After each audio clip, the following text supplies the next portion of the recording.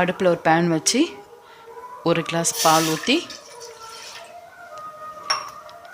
அதுக்கு தேவையான டீத்தூள் போட்டுக்கணும்.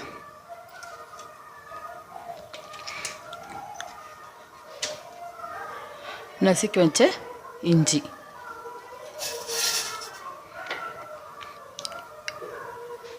இந்த பால் நல்லா கொதிக்கணும். ஏன்னா நம்ம இஞ்சி போட்டிருக்கோம், இது இஞ்சி டீ. ஸோ நல்லா கொதிச்சதுக்கப்புறம் இதை ஆஃப் பண்ணி வடிகட்டி குடிக்க வேண்டியதுதான்.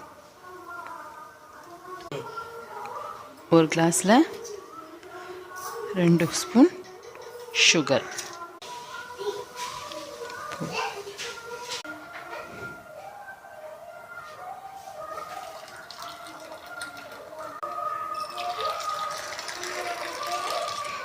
ஃபைனலாக இஞ்சி டீ ரெடி.